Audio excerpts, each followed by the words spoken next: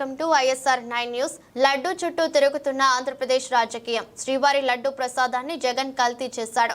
పవిత్రమైన శ్రీవారి ప్రసాదంలో కల్తీ నెయ్యి వాడారని, కోట్ల మంది భక్తుల మనోభావాలను జగన్ దెబ్బతీశారని, జగన్ పాలనలో లడ్డు అన్న ప్రసాదంలో నాణ్యత లభించిందని, మేము అధికారంలోకి రాగానే తిరుమలలో ప్రక్షాళన మొదలుపెట్టామని, వైసీపీ హయాంలో శ్రీవారి ప్రసాదం బాగుందని ఒక్కరైనా చెప్పారా అని, శ్రీవారి విషయంలో క్షమించరాని నేరం చేశారని, వారిని వదిలిపెట్టామని, 350 కిలో నెయ్యి వస్తుంటే అనుమానం రాలేదా అని, కూటమి ప్రభుత్వం రాగానే టీటీడీ ఈవోగా శ్యామలరావును నియమించామని, శ్రీవారి ప్రసాదం అప్పుడెలా ఉంది ఇప్పుడెలా ఉందని ఏపీ సీఎం చంద్రబాబు ప్రజలను అడుగుతున్నారు. అలాంటి పవిత్రత తిరుమల తిరుపతి దేవస్థానంలో పవిత్ర దెబ్బతీసే పరిస్థితికి వచ్చారు.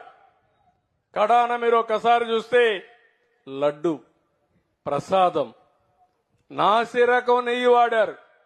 మీరు వాడతారా అని మిమ్మల్ని అడుగుతున్నా. దేవునికి పెట్టినప్పుడు ఆవు నెయ్యి వాడతారా లేదా అని మిమ్మల్ని అడుగుతున్నా. అలాంటిది 320 రూపాయలకు నెయ్యి వస్తుందని, నాసి రకం, వెజిటబుల్ ఫ్యాట్ అని, ఎనిమల్ ఫ్యాట్ అని, అలాంటివన్నీ దాన్ని కల్తీ నెయ్యి తీసుకొచ్చి దేవుడికి నైవేద్యం పెట్టే పరిస్థితికి వచ్చారు. ఇప్పుడు మాట్లాడుతున్నారు నేను తప్పు చేయలేదు, టెండర్ పిలిచాను. మీ ప్రభుత్వం పిలిచింది, మీరు పిలిచారు. 320 రూపాయలకు నెయ్యి ఇస్తున్నారంటే ఆలోచించే పని లేదా? 500 రూపాయలు ఉంది. ఆవు నెయ్యికి 500 రూపాయలు కనీసం ఉంది. అలాంటిది 320 రూపాయలు పేరు పెట్టి ఏదైతే కల్తీ నెయ్యని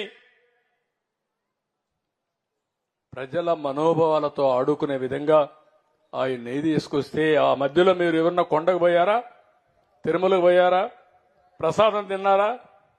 ఒకప్పుడు వైఎస్ఆర్ కాంగ్రెస్ పార్టీలో ఆ ప్రసాదం బాగుందా అని అడుగుతున్నా మిమ్మల్ని. బాగా లేదని వాళ్ళు చేలిపైకి ఎత్తండి. భోజనాలు కూడా బాగాలేవు,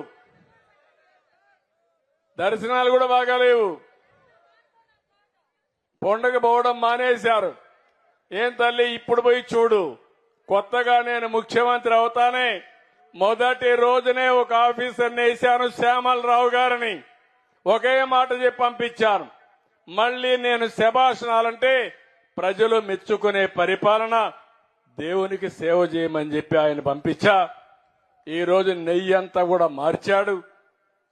ఏదైతే కర్ణాటక ఫెడరేషన్ నందిని ఉందో ఆ నందిని నెయ్యి కొన్నాడు. ఇప్పుడు ప్రసాదం తిన్నారా అని మిమ్మల్ని అడుగుతున్నా. తిన్నారా ప్రసాదం? అప్పటికిప్పుడు బాగుందా లేదా అని అడుగుతున్నా మిమ్మల్ని. బాగుందంటే చేలిపైకెత్తండి. ఇది సైకో, నువ్వు చెప్పే మాటలకు వ్యత్యాసం. ప్రజలు అడుగుతున్నారు ఇప్పుడు, మా మనోభావాలు దెబ్బతీశారని. మనోభావాలు దెబ్బతీసినప్పుడు నాసిరకం నెయ్యి తీసుకొచ్చి, కల్తీ నెయ్యి తీసుకొచ్చి ఇష్టానుసారంగా చేసి క్షమించడాన్ని నేరం చేస్తే వదిలిపెట్టాలని మిమ్మల్ని అడుగుతున్నా. వదిలిపెట్టమంటారని మిమ్మల్ని అడుగుతున్నా.